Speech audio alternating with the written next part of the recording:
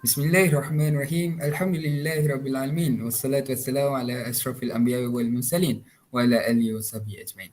Assalamualaikum warahmatullahi wabarakatuh. Salam sejahtera, salam satu Malaysia dan salam Forum Remaja. Ahli panel dan sidang hadirin yang dirahmati Allah sekalian. Segala puji-pujian kehadrat Allah Subhanahu Wa Taala kerana dengan limpah kurnia dan izinnya dapat kita bersama-sama bersua dalam pertandingan Forum Remaja Negeri pada pagi yang nirmala lagi ceria ini. Hadirin yang dihormati, sebelum saya memperkenalkan ahli-ahli panel kita yang segak lagi tampan bergaya pada hari ini, izinkan saya untuk mengupas terlebih dahulu tajuk forum remaja kita pada hari ini. Tajuk forum kita berkisar tema kenali dan hayati siapakah Nabi. Suka untuk saya terangkan dahulu konsep khalifah ini. Secara umumnya, perkataan khalifah juga dikenali sebagai Amri al-Mu'minin atau pemimpin orang yang beriman, yang juga disingkatkan menjadi Amri. Khalifah ialah nama yang diberikan kepada pemimpin Islam setelah wafatnya Nabi junjungan kita Nabi Muhammad sallallahu alaihi wasallam. Baginda telah berjaya mendidik orang-orang Arab yang tidak berperi kemanusiaan dan mengamalkan moral yang rendah dengan melaksanakan sistem pemerintahan yang efektif. Di antara ciri-ciri sistem pemerintahan di zaman Rasulullah sallallahu alaihi wasallam ialah yang pertama syura, iaitu prinsip bersyarat dengan ummah dalam urusan yang berkaitan mereka. Dalam erti kata yang lain, ia adalah sifat dan amalan dalam mencari penyelesaian terhadap setiap persoalan yang menimpa. Yang kedua ialah keadilan dan persamaan. Prinsip yang menjadi salah satu pemerintahan Islam. Ini bermaksud seorang khalifah Allah itu perlulah bersifat adil dan pemerintahan bagi mewujudkan sebuah negara yang aman dan sejahtera kerana dari segi keadilan dapat mewujudkan kepada ummah dan memelihara seluruh hak lapisan masyarakat tanpa mengira bangsa, iklim dan aliran fahaman iaitu mazhab mereka. Yang ketiga, melindungi hak. Yang ketiga, kebebasan. Agama Islam juga meningkatkan pentingnya memelihara dan melindungi hak-hak manusia serta asas kebebasan individu dalam masyarakat. Ini termasuk kebebasan bersuara. Selain mengamalkan ciri-ciri kepimpinan yang disebutkan di atas, Rasulullah SAW juga berperanan sebagai ketua pentadbiran, pemimpin tertinggi tentera dan juga ketua hakim. Setelah wafatnya Nabi Muhammad SAW, legasi kepimpinan baginda telah diterajui oleh sahabat-sahabat terdekat baginda iaitu Khulafa' Ar-Rasyidin yang terdiri daripada Saidina Abu Bakar Siddiq, Saidina Umar bin Al-Khattab, Saidina Uthman bin Affan dan Saidina Ali bin Abi Talib. Kekhalifahan juga berturut-turut dipegang oleh Bani Umayyah, Bani Abbasiyah dan Kesultanan Uthmaniyah. Kerajaan-kerajaan Islam ini telah menyebarkan ajaran Islam melalui pedagang-pedagang yang singgah dari satu tempat ke satu tempat yang lain.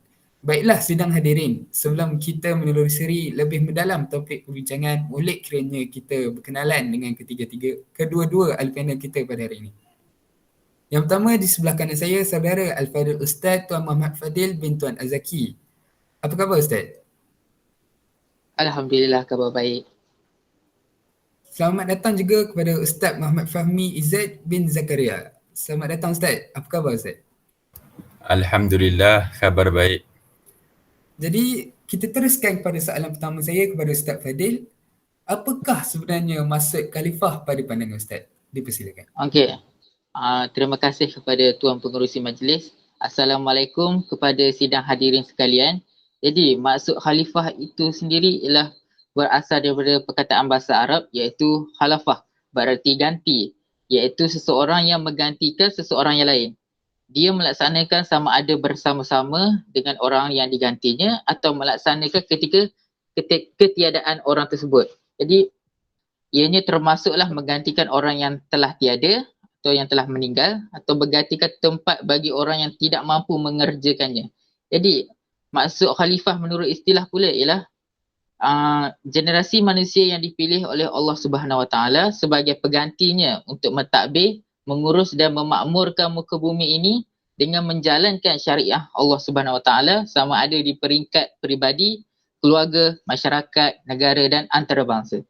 Dalam pada itu juga gelaran khalifah yang diberikan oleh Allah Subhanahu Wa Taala ini kepada kaum mukmin secara menyeluruh iaitu tidak terbatas pada keluarga tertentu, kelas tertentu, suku tertentu atau ras yang tertentu.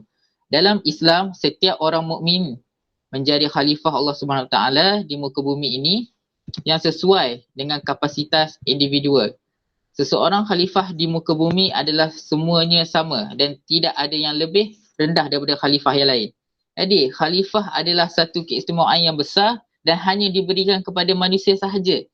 Dia tidak diberikan kepada malaikat ataupun jin. Jadi, setiap hamba yang layak berhak menjadi khalifatullah. Seterusnya juga bukan setiap manusia yang pada hakikatnya hamba. Itu dengan sendirinya adalah khalifah. Walaupun dari segi hakikatnya manusia itu hamba dan khalifah Allah, namun dari segi konsep dan pelaksanaannya adalah tidak. Oleh kerana itu, manusia yang layak dan berhak menjadi khalifah itu ialah manusia yang melaksanakan konsep kehambaan diri kepada Allah Subhanahu Wa Taala dan telah melaksanakan konsep penyerahan diri kepada Allah Subhanahu Wa Taala dalam 4 ciri iaitu akidah, akhlak, ibadah dan syariah. Jadi, di dalam Islam, khalifah digunakan sebagai kata kunci dan bukannya kata kedaulatan atau yang lain kerana kedaulatan sesungguhnya adalah hak milik Allah Subhanahu Wa Taala. Sehubungan dengan itu, sesiapa pun yang memegang kekuasaan dan menggunakan kekuasaan itu sesuai dengan norma-norma dan hukum-hukum Tuhan, maka dengan sendirinya ia menjadi khalifah. Selain daripada itu, kekuasaan untuk mengatur bumi, memakmurkan dan mengolah negara dan mensejahterakan masyarakat dijanjikan kepada seluruh masyarakat yang beriman, bukannya kepada seseorang atau sesuatu kelas tertentu. Baiklah, terima kasih Ustaz Muhammad Fadil. Sidang hadirin sekalian, demikian tadi penjelasan tentang takrif tentang khalifah yang pada pandangan saya merupakan penjelasan yang cukup terperinci dan menarik daripada saudara ahli panel pertama. Seterusnya, saya ingin memohon penjelasan daripada ahli panel kedua, saudara Ustaz Fahmi, tentang peranan manusia sebagai khalifah lebih-lebih lagi di era digital ini. Dipersilakan Ustaz. Okey, bismillahirrahmanirrahim. Assalamualaikum dan salam sejahtera. Terima kasih kepada saudara pengerusi Akil. Okey, sidang hadirin yang dihormati oleh Allah SWT sekalian. Pertama sekali dapat saya katakan bahawa era digital adalah satu medium atau platform perhubungan yang kini sering digunakan oleh semua lapisan masyarakat di seluruh dunia. Dengan wujudnya era digital ini, semua maklumat ataupun berita sangat mudah untuk diakses kerana semua perkara hanya di hujung jari sahaja. Menurut Wikipedia, era digital biasa juga ataupun lebih dikenali dengan globalisasi. Globalisasi adalah proses integrasi internasional yang terjadi kerana pertukaran pandangan dunia, produk, pemikiran dan aspek-aspek kebudayaan lainnya yang banyak disebabkan oleh kemajuan infrastruktur telekomunikasi, transportasi dan internet. Terdapat banyak medium perkongsian maklumat dan perhubungan yang ada di era digital lain. Sebagai contohnya WhatsApp, Facebook, Twitter, TikTok, Instagram dan banyak lagi aplikasi yang lain. Oleh itu, kita sebagai khalifah boleh membuat pelbagai cara untuk menyebarkan ataupun membimbing umat Islam untuk mengharungi ataupun untuk menghadapi cabaran kehidupan Islam pada masa kini. Pada era digital ini, umat Islam yang berilmu boleh menggunakan aplikasi seperti TikTok, YouTube ataupun Facebook untuk menyebarkan ilmu ataupun dakwah mereka secara maya. Hal ini mampu menarik orang ramai untuk mendengar dan mempelajari dengan lebih mendalam sesuatu ilmu agama tersebut. Sebagai contoh, di Malaysia kita dapat tengok hari ini, contoh penceramah yang terkenal di Malaysia iaitu Ustaz Azhar Idrus, Ustaz Abid Lu dan sebagainya bijak menggunakan pelbagai medium digital ini untuk menjalankan dakwah mereka. Walaupun terdapat banyak cabaran tersendiri ketika melakukannya, jadi sebagai seorang khalifah di muka bumi kita seharusnya memiliki hati yang kental dan sering berusaha dalam menjaga dan membina jati diri semua umat Islam di dunia ini. Okey, wallahu a'lam. Maafkan saya untuk kepada Tuan Pengerusi. Saya ingin menambah lagi peranan khalifah di era digital ini. Sudah tentu Ustaz Fadil, silakan. Pertama, peranan ibu bapa juga dalam mendidik anak-anak di era digital ini juga adalah salah satu peranan khalifah. Hal ini demikian kerana boleh dikatakan bahawa semua anak-anak di seluruh dunia mempunyai gadgetnya yang tersendiri. Jadi kebarangkalian untuk anak-anak ini terpengaruh dengan perkara negatif seperti video lucah, berita palsu, penyelewengan agama seperti macam nak kata dan sebagainya terlalu tinggi. Jadi peranan ibu bapa perlu memantau pergerakan anak-anak ketika menggunakan gadget atau menghadkan masa supaya mereka tidak terlalu asyik dengan gadget. Selain itu, memberi didikan agama yang secukupnya kepada anak-anak amat penting dalam membentuk dan mendidik mereka untuk menjadi insan yang soleh dan salihah. Ibu bapa merupakan contoh yang paling utama dalam hal akhlak dan penghayatan nilai-nilai Islam. Sekiranya ibu bapa itu menghayati ajaran dan amalan Islam di rumah, maka ini akan menarik anak-anak untuk mengikuti dan begitulah sebaliknya. Sebagai sabda Rasulullah SAW, hendaklah kamu pastikan anak-anakmu belajar agama dan hendaklah engkau baguskan akhlaknya. Jadi ibu bapa haruslah mendidik anak-anak mereka sejak kecil lagi dalam memberi didikan agama dengan akhlak yang baik supaya mereka menjadi seseorang yang berguna kepada agama, negara dan juga masyarakat. Setiap didikan dan pembentukan sasiah kepada agama kepada anak-anak bermula daripada ibu bapa. Sekiranya didikan itu dari didikan dengan cara yang baik, maka eloklah segala tingkah laku mereka seperti mana sabda Rasulullah SAW, semua anak yang dilahirkan ke dunia ini dalam keadaan suci bersih, maka kesalahan ibu bapa lah yang menjadikan mereka Yahudi, Nasrani dan Majusi. Jadi selain itu, pihak kerajaan juga boleh membimbing rakyat dengan sebetulnya sebagai khalifah sesebuah negara. Jadi pihak kerajaan sewajarnya perlu menggunakan kuasanya untuk menerapkan prinsip-prinsip Islam dalam setiap diri umat Islam dalam negara, terutamanya di era digital sekarang. Hal ini demikian kerana terlampau banyak berlaku kelalaian yang telah dilakukan umat Islam sekarang. Jadi pihak kerajaan boleh memperluaskan lagi penyebaran ilmu agama di dalam negara supaya seluruh umat Islam mampu belajar dan mendidik diri ke arah yang lebih mendahulukan Allah Subhanahu Wa Taala. Jadi Islam di Malaysia boleh menerapkan sifat-sifat ini dalam diri agar kita sentiasa hidup dalam keredaan Allah. Selain itu, pihak kerajaan seperti MCMC juga boleh menyekat dan hapuskan semua laman web yang boleh mengakses kepada penyelewengan agama dan perkara yang tidak berfaedah supaya umat Islam di negara kita tidak mudah terpengaruh dengan perkara yang boleh merosakkan akidah diri. Jadi oleh itu, kita sebagai umat Islam yang hidup di era digital ini haruslah bijak dalam membimbing dan menjaga maruah agama Islam supaya tidak tercemar dan dipandang hina oleh agama lain. Justru peranan manusia sebagai khalifah di era digital ini sangat luas untuk diperkatakan. Jadi kita boleh memainkan peranan penting dalam menjaga diri dan sesama saudara Islam kita di seluruh dunia. Terima kasih atas penjelasan yang panjang lebar tentang peranan khalifah di era digital ini daripada kedua-dua ahli panel kita. Jadi dapat saya simpulkan bahawa setiap umat Islam sewajarnya memainkan peranan penting dalam memartabatkan dan mengagungkan nilai-nilai Islam agar agama Islam akan sentiasa dipandang tinggi dan hidup umat Islam diridai Allah Subhanahu Wa Taala. Sahabat-sahabat ahli panel dan sidang hadirin yang dihormati sekalian. Seperti tajuk forum kita, Rasulullah contoh khalifah ta'agung, sudah semestinya hadirin dan hadirat ingin lebih menghayati berkenaan akhlak mulia serta sunnah Rasulullah sehingga menjadikannya khalifah yang terbaik. Jadi saya akan kongsikan akhlak dan sunnah Rasulullah untuk kita umat Islam contohi. Pertama, sesungguhnya Nabi kita Muhammad SAW diutuskan oleh Allah Subhanahu Wa Taala untuk menyempurnakan akhlak yang ada pada diri manusia. Hal ini berdasarkan sabda baginda yang bermaksud, aku diutuskan oleh Allah hanyalah untuk menyempurnakan akhlak. Hadis riwayat Ahmad.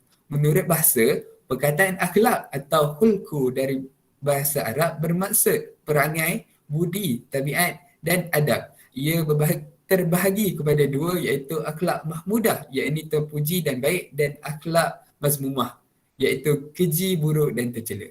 Tahukah anda, akhlak merupakan salah satu faktor utama bagi mengukur kesempurnaan iman seseorang hamba, seperti yang disabda oleh baginda SAW. Tahukah anda, orang seperti yang disabda oleh baginda SAW, iaitu orang mukmin yang paling sempurna imannya ialah yang terbaik akhlaknya. Hadis riwayat Tirmizi. Justru itu, bagaimana kita ingin mengecapi akhlak yang terbaik? Dalam erti kata lain, akhlak tersebut diridai oleh Allah Subhanahu Wa Taala. Jawabnya mudah, iaitu dengan mencontohi akhlak Rasulullah SAW. Antaranya seperti berikut. Yang pertama, pemurah. Baginda merupakan seorang yang amat pemurah. Setiap hari baginda akan memastikan harta yang dimilikinya itu akan didermakan kepada fakir miskin.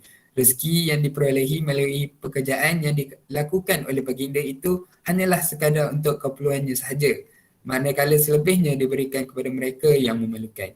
Daripada Ibnu Abbas radhiyallahu anhu berkata, Rasulullah SAW manusia yang paling pemurah dan lebih pemurah lagi di bulan Ramadan ketika Jibril menemuinya.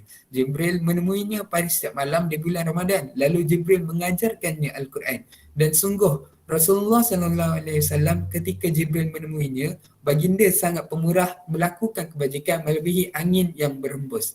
Muttafaqun alaih. Sesungguhnya Rasulullah SAW bersabda yang bermafhum, orang yang pemurah itu dekat dengan Allah, dekat dengan manusia dan jauh dari api neraka. Orang yang kedekut itu jauh dari Allah, jauh dari manusia dan dekat dengan neraka. Sesungguhnya orang yang bodoh tetapi pemurah itu lebih disayangi Allah daripada seseorang abid yang bakil. Ustaz Fahmi, saya ingin menyuarakan idea, saya lihat anda seperti ingin menyuarakan idea dan pendapat anda sendiri tentang penghayatan akhlak dan sunnah Rasulullah. Silakan Ustaz. Okey, terima kasih sekali lagi kepada saudara pengerusi Akil. Jadi hari ini saya akan berkongsi lagi beberapa contoh akhlak-akhlak dan sunnah Rasulullah dalam kehidupan untuk kita sama-sama mencontohinya. Jadi akhlak yang perlu kita contohi ialah beradab ketika menjamu makanan. Hal ini kerana baginda Rasulullah SAW mengajar kepada kita sebelum makan, mulakan dengan membaca doa. Selain menghalang daripada syaitan daripada berkongsi makanan dengan kita, berdoa juga merupakan sebagai tanda kesyukuran atas nikmat rezeki yang dikurniakan. Tangan kanan digunakan untuk menyuap makanan dan baginda akan memilih lauk yang paling dekat terlebih dahulu. Selain itu, baginda juga tidak akan mencela makanan apabila tidak menyukainya, melainkan hanya menyisihkannya sahaja. Selain daripada itu, Rasulullah SAW juga gemar kepada pemakaian dan berwangi-wangian. Baginda amat bersederhana dalam aspek pemakaian. Warna putih menjadi kegemaran baginda. Setiap kali memakai pakaian, baginda akan memulakan dari arah kanan dan disertai dengan doa. Manakala apabila melepaskan pakaian pula dimulakan dengan sebelah kiri. Selain menjaga kebersihan dan kekemasan pemakaiannya, baginda turut menyukai wangi-wangian dan tubuh baginda sentiasa berbau harum.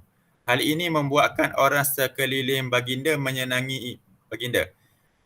Anas bin Malik menyatakan, aku belum pernah menyentuh sutera yang lebih lembut dibandingkan dengan telapak tangan bagi Rasulullah SAW, dan juga belum pernah mencium wangi apapun lebih harum yang dibandingkan dengan aroma Rasulullah SAW. Hadis riwayat Bukhari. Selain daripada itu, Rasulullah SAW ni sangat menjaga tutur katanya. Ketika berbicara, baginda menggunakan ayat-ayat ringkas, padat, lengkap dan mudah difahami oleh orang-orang yang mendengarnya. Selain itu, baginda juga tidak akan bercakap melainkan perkara yang penting dan terdapat keperluan. Baginda tidak akan meninggikan suara melainkan untuk menyatakan hal-hal yang benar dan apabila ia berkait dengan hak-hak Allah Subhanahu Wa Taala. Apabila ada yang bertanyakan sesuatu padanya, baginda akan menjawab segala persoalan tersebut dengan jawapan dan nasihat mudah diterima serta tidak menyinggung hati orang yang bertanya. Abu Hurairah radhiyallahu anhu berkata, begitu baginda adalah seorang yang panjang kedua lengannya, lentik alisnya, kedua matanya lebar dan antara kedua bahu gagah dari depan dan belakang.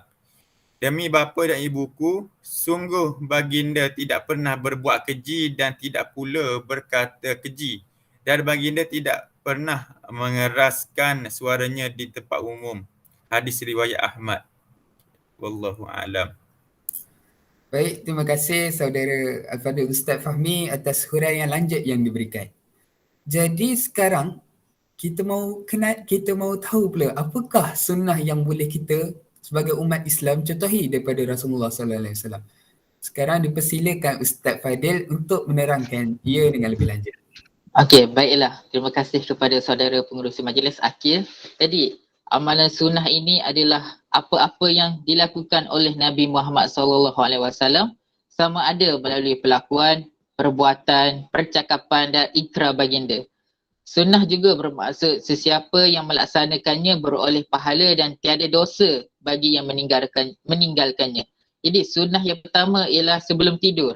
Jadi sebelum tidur disunnahkan untuk menutup tingkap, memadamkan api dan lampu, berwuduk, bermuhasabah diri, mengibas-ngibas tempat katil sebanyak 3 kali dan berbaring miring sebelah kanan.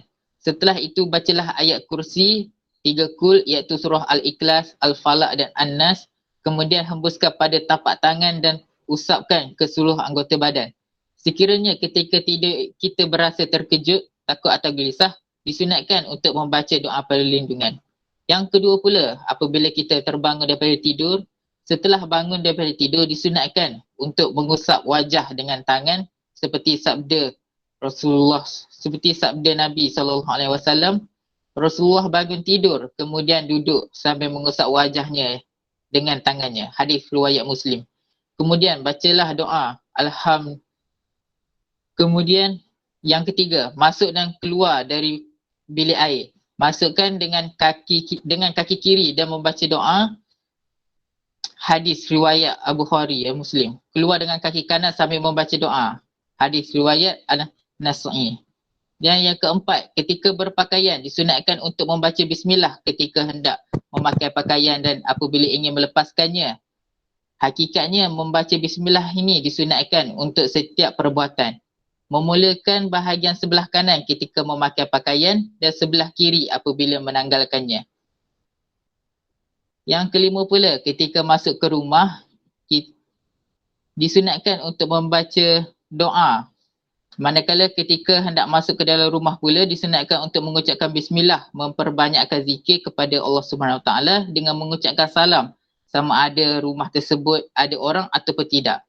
Yang keenam pula, ketika memakai kasut, Rasulullah SAW mengajar kepada kita untuk memulakan kaki kanan apabila hendak memakai kasut dan melepaskannya dengan kaki kiri. Hal ini seperti diriwayatkan dari Abu Hurairah radhiyallahu anhu bahawa Rasulullah SAW bersabda, jika kalian memakai sandal maka dahulukanlah kaki kanan dan jika melepaskannya maka dahulukanlah kaki kiri. Jika memakainya maka hendaklah memakai kedua-dua atau tidak memakai kedua-dua sama sekali. Hadis riwayat Al-Bukhari dan Muslim. Allahu a'lam. Alhamdulillah, ribuan terima kasih kepada kedua-dua ahli panel kita kerana sudi menyatakan pendapat dan berkongsi ilmu dengan kita pada hari ini. Jadi saya berharap agar ilmu pada hari ini mampu memberikan manfaat kepada kita sebagai umat Islam yang hidup di era digital yang penuh mencabar ini. Sidang hadirin yang dihormati, kalau berjalan dah sampai ke batas, kalau berkayuh dah sampai ke pulau, kalau mendaki dah sampai ke puncak, kita telah sampai ke penghujung bicara. entah sirih salah sarung, entah kata salah tutur, entah maksud salah sampai. Terimalah salam-salam bersantun, salam yang minta maaf, salam minta ampun. Saya mewakili semua ahli panel mengucapkan setinggi-tinggi terima kasih kepada semua hadirin yang sudi hadir menyaksikan pertandingan forum remaja kita pada hari ini. Lantaran kebatasan waktu, saya mohon mengakhiri bicara ini. Mohon mengundurkan diri. Sekian, wabillahi taufiq wa hidayah. Wassalamualaikum warahmatullahi wabarakatuh.